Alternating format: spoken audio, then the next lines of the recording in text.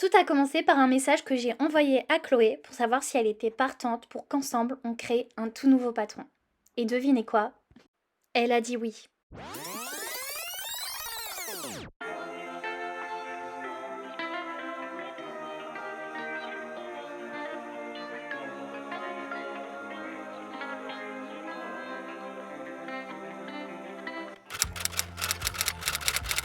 Hello tout le monde, j'espère que vous allez bien. On se retrouve pour un nouveau concept de vidéo collaboration pour Marie-Claude. Et ma toute première collaboration, ce sera avec Chloé, que Hello. je te laisse te présenter. Alors moi c'est Chloé du compte Upcyclo. Vous pouvez me retrouver sur tous les réseaux sociaux juste ici. Sur mon compte je parle de couture, de seconde main, d'upcycling, j'adore ça. Et du coup c'est pour ça que j'ai accepté de travailler avec Roman aujourd'hui parce qu'on va parler couture. C'est ça, et donc forcément c'était la collaboration parfaite puisque comme Chloé vient juste de le dire, la couture, la seconde main avec mes tissus du coup qui sont de seconde main. Oui. Et puis vu qu'on se connaissait déjà un tout petit peu, je m'étais dit que ce serait sympa de faire la toute première collaboration avec Chloé. J'avais aussi testé ton haut Bernadette Oui, que j'avais c'est adoré. ça. Donc cette collaboration tombe à pic puisque justement il y a la tenue de Pax de Chloé qui va bientôt arriver. Donc on va travailler sur ça ensemble. On s'est mis d'accord avec Chloé sur le modèle de sa robe de Pax. Donc ça va être un peu comme les modèles qu'on a vus sur Pinterest. Donc robe longue mais qui pourra être bien sûr déclinée en version moyenne, un peu plus courte, etc. Avec une fente sur le côté. Ou non même, si les personnes n'ont pas envie de faire la fente, on peut très bien la fermer. L'encolure qui a été quasiment sur toutes tes inspirations Pinterest, qui est vachement proche du cou, un peu ras de cou. Je sais pas s'il y a un nom particulier pour celui-ci. Et avec un dos nu, donc avec la petite ficelle pour tenir. Donc toi ton tissu c'est élastique, c'est ça? Ouais, c'est un petit peu élastique, donc peut-être qu'il n'y aura pas besoin d'avoir la ficelle, mais on la met au cas où. Oui, comme ça, si jamais vous décidez de faire avec un autre tissu plutôt que quelque chose qui est assez élastique, ça permettra quand même de maintenir le tout en place. Et par rapport à ce qu'on avait vu sur les inspi Pinterest avec l'emmanchure qui était assez basse, on a finalement décidé de mettre des manches parce que... Au cas où il fait pas beau. Voilà, c'est ça. Comme je fais mon pax dans un jardin, il faudrait pas que j'ai froid. Mais normalement il fera plutôt beau, mais oui, on espère. Au cas où. On sait jamais, comme ça, on a mis des petites manches longues. Longues et un joli. peu évasées. Un petit peu large sur les extrémités. Mais de toute façon, puisque ta matière elle est assez fine, même s'il fait chaud, et j'espère qu'il fera quand même bon pour ton Pax. Mais au moins, ça devrait le faire quand même. Donc voilà, je vous mets des petites vidéos du résultat. Et puis la prochaine étape, ça va être de patronner tout ça. Bon, il est tard, donc ne m'en voulez pas pour la luminosité. J'ai pas pu travailler dessus aujourd'hui, mais j'avais vraiment envie de m'y mettre. Donc il est un peu tard, mais on va commencer dès aujourd'hui à travailler sur la robe de Chloé pour son Pax, puisque mine de rien, ça va arriver très très vite.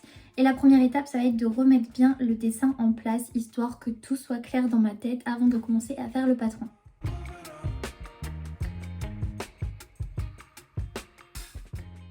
Donc comme je l'ai dit, on va faire le patron et pour ça il nous faut une base. Donc on va venir récupérer une base de corsage. Donc en fait c'est une base qui ne va jamais changer et qu'on va utiliser pour créer d'autres modèles. Alors juste avant de commencer, déjà n'hésitez pas à vous abonner à la chaîne YouTube si ce n'est pas encore fait, à me suivre sur les réseaux sociaux, Marie-Claude Box, sur Facebook, Instagram, TikTok. Je suis aussi sur LinkedIn maintenant, même si j'y étais déjà en tant que perso, mais maintenant j'y suis avec la marque. Donc n'hésitez pas à me suivre sur tous les réseaux sociaux. Bref, là où je voulais en venir, c'est qu'avec Chloé, on se posait la question, est-ce qu'on met des pinces ou pas? Puisque quand on fait un vêtement féminin, on a généralement, voire tout le temps, des pinces, puisque on a une poitrine.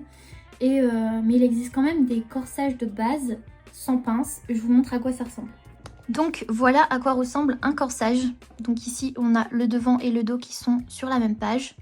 Et maintenant la question c'était, est-ce que je prends celui-ci qui est sans pince ou alors est-ce que je viens chercher le corsage de base que j'avais déjà fait avec des pinces. Voilà, vous voyez là c'est beaucoup plus complexe. Mais je pense qu'on va partir sur le corsage de base sans pince. Puisque la robe est faite pour être réalisée dans une matière un peu élastique, il n'y aura pas besoin forcément de mettre des pinces.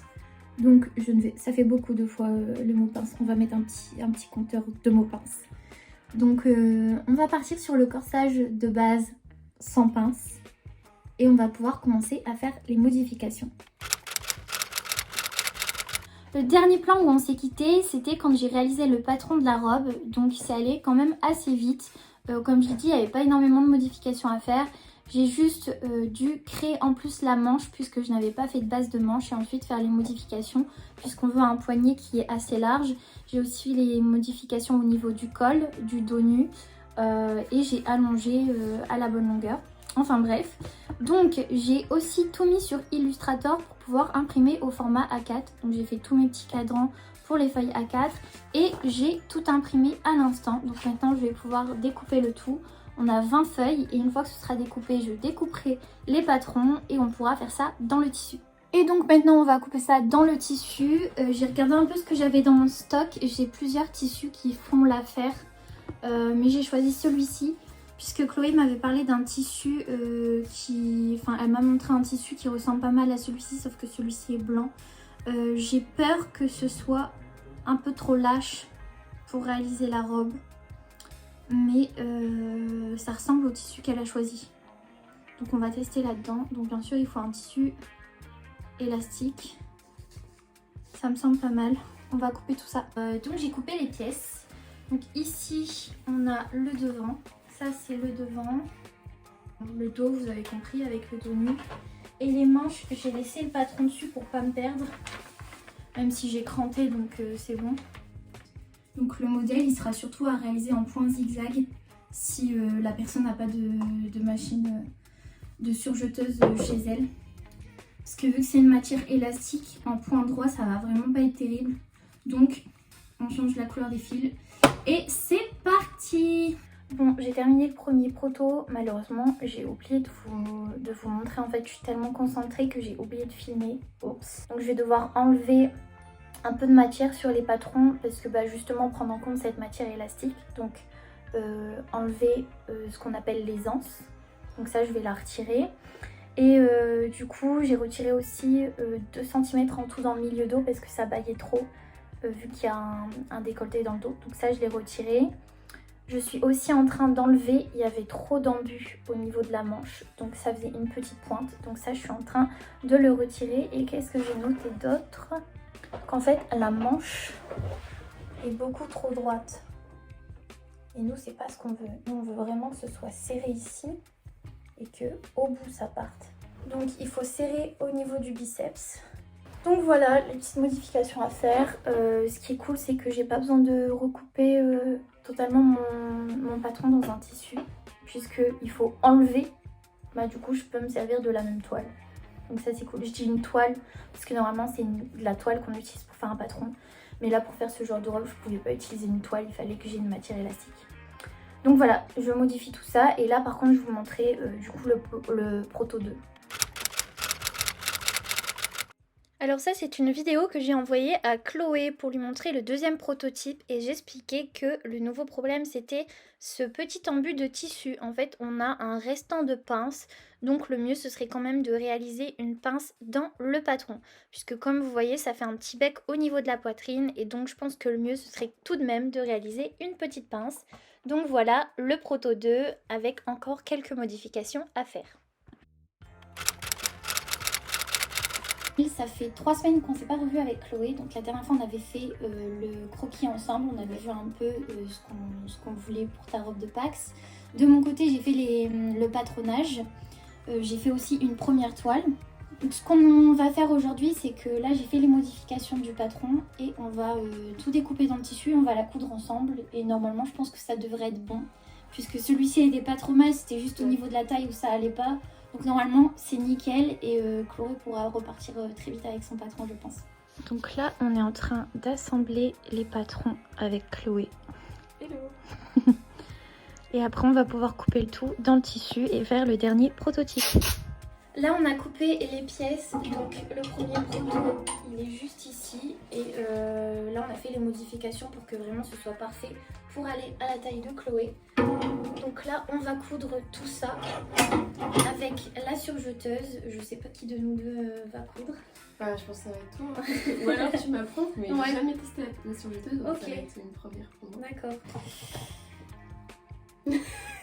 En fait, non. Non, en fait, non.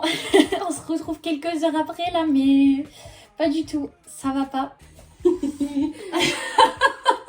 En vrai, là, ça va. À la caméra, ça a l'air de passer, mais en vrai, c'est... Regarde, enfin, là, ça va pas. Il y a beaucoup à Ouais, non. reprendre. Déjà Et là, surtout, c'est les beaucoup trop épaules. grand. Et en fait, oui, c'est ça. Même dans le dos, C'est le tissu qui va pas. Regardez, en fait. Genre, Ça vraiment... C'est carré. C'est le tissu qui va pas. Je suis sûre que si on l'avait fait dans cette matière-là, déjà, ça aurait Bah, on été voit pas, mieux. mais il est vraiment épais, Ouais. en fait. Alors que moi, il est vraiment très très fin. Fail! C'est un fail, mais qu'on va rectifier. Parce qu'en fait, les modifications ont bien été faites, mais on a choisi, enfin j'ai choisi, parce que c'est de ma faute surtout, c'est moi qui est censée m'y connaître un peu plus dans le tissu. J'ai choisi un mauvais tissu qui est beaucoup trop Ouais. épais. Et pour ta défense, j'avais aussi fait les mauvaises Oui. mesures. Donc, on n'avait pas du tout les bonnes mesures qu'il fallait. Donc, en fait, Ouais. il y a rien qui va. Tu pensais que tu avais Ouais. 64 en tour de taille. Ouais.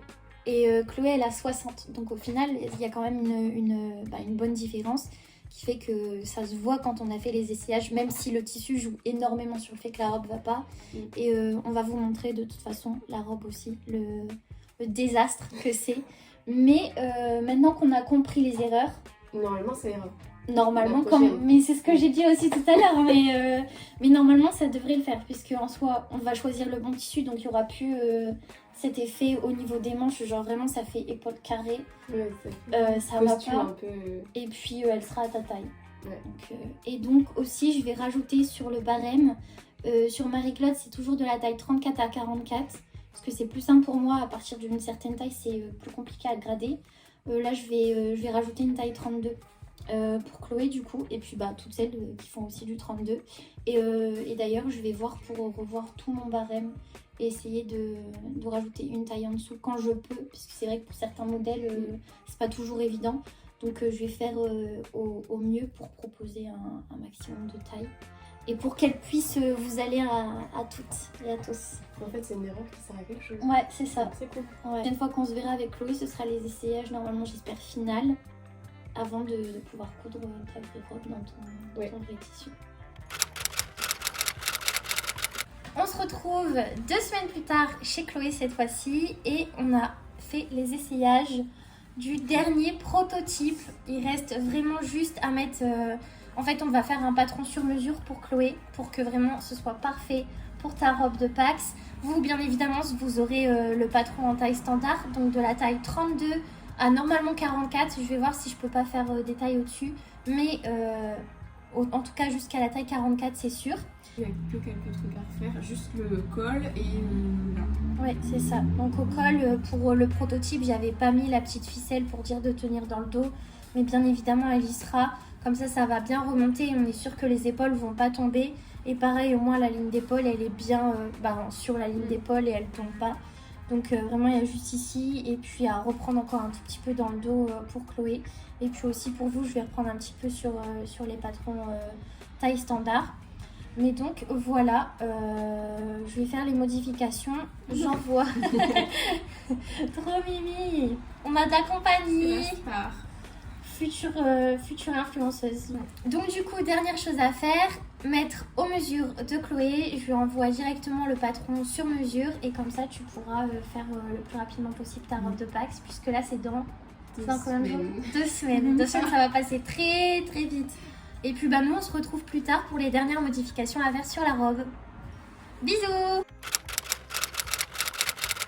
Entre temps, j'ai fait la robe sur mesure pour que Chloé puisse se la coudre. Donc là, elle a fait sa robe dans le tissu.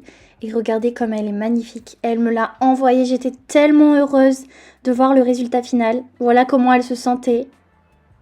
Elle a mis un petit spoiler sur son Instagram. Et franchement, j'avais trop hâte de sortir la collaboration. Et ça, c'est ma tête quand j'ai vu les photos de Chloé dans sa robe. Trop belle. Bon. C'est fait, ma première collaboration est en ligne. Je suis tellement heureuse, vous pouvez pas imaginer, genre c'est quelque chose de nouveau pour ma marque et je suis vraiment trop heureuse de pouvoir faire ça. Donc là j'ai tout préparé sur le site internet pour que tout soit prêt dès que la vidéo de Chloé est mise en ligne sur les réseaux sociaux et dès que moi aussi je partage la nouvelle, comme ça les clients pourront commander le plus rapidement possible à la sortie de l'annonce de la robe Claudine. Et voilà, donc Chloé a fait un petit réel comme elle a eu l'habitude de le faire pendant toutes les heures qu'elle a passées sur sa tenue de Pax avec ses anciennes idées de projet et depuis la collaboration. Donc vraiment je suis trop heureuse que ça sorte. Vraiment je suis trop contente. Maintenant il ne reste plus qu'à partager sur les réseaux sociaux, en parler un maximum autour de moi et puis avoir ma toute première commande. En tout cas, j'espère que cette collaboration avec Chloé du compte Upcyclo va vous plaire. Je crois que cette vidéo va sortir un peu tardivement, le temps que je fasse le montage, etc. Peut-être que d'ici là, il y aura plusieurs ventes. Donc j'ai trop hâte, j'espère que ça va vous plaire. J'espère que ça va être aussi un des produits phares de la marque parce que je suis très contente de cette collaboration avec Chloé. En plus, l'été va commencer à approcher au moment de la sortie du patron. Donc c'est parfait en fait pour que les personnes puissent coudre leurs propres robes. Donc je suis trop contente et puis j'espère pouvoir faire d'autres collaborations dans le futur. Et puis si jamais cette vidéo vous a plu, pardon, n'hésitez pas à commenter, à aimer, vous abonner et partager un maximum pour que je puisse savoir si ce genre de contenu vous plaît. Bisous!